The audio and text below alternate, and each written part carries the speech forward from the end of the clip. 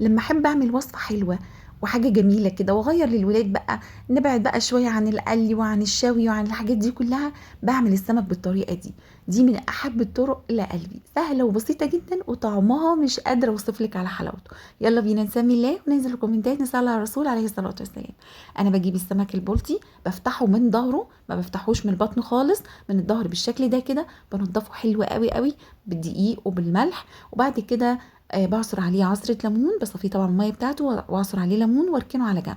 بنجهز بقى التتبيلة مع بعض. عندي فلفل احمر وفلفل اخضر، وعندي طماطمايه وراس توم وملح وكمون وكزبرة وعصير ليمون.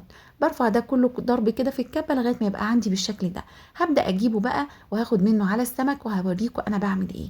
مهم قوي ان انا يعني بعمل مساج للسمكية بالشكل ده كده، تاخد كده وتشرب من كل التتبيلة اللي طعمها وريحتها في حتة تانية.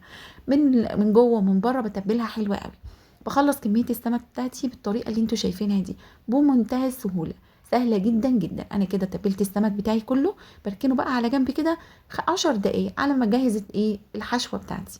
عندي الحشوه عباره عن ايه؟ عباره عن طماطم متقطعه مكعبات، بصل متقطع مكعبات، جزريه مبشوره، عندي فلفل احمر واخضر، فلفل بارد وفلفل حامي، عندي كزبره خضراء، عندي فلفل ملح، سوري، ملح وكزبره وكمون. الكميه بقى على حسب كميه السمك، عامله كميه كبيره هزود شويه، عامله كميه قليله هقلل شويه.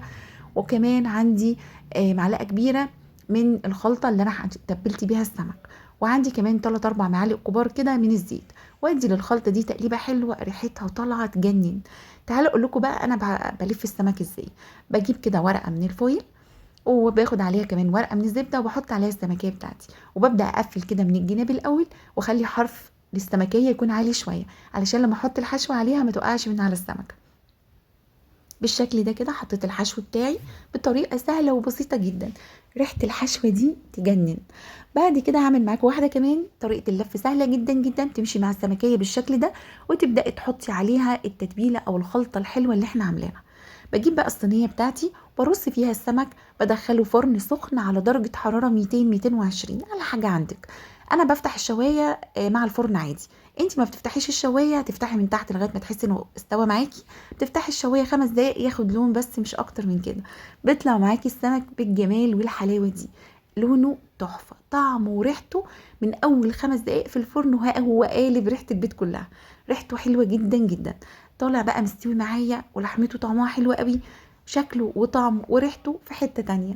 حابه بقى تديله رشه كده من الكزبره الخضراء، وكمان كده كام شريحه ليمون. ما هو لازم بقى الشكل كمان يبقى حلو.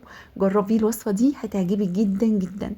لو عجبك الفيديو ما تنسيش تعملي لايك وشير للفيديو، تنزلي في الكومنتات تصلي على الرسول عليه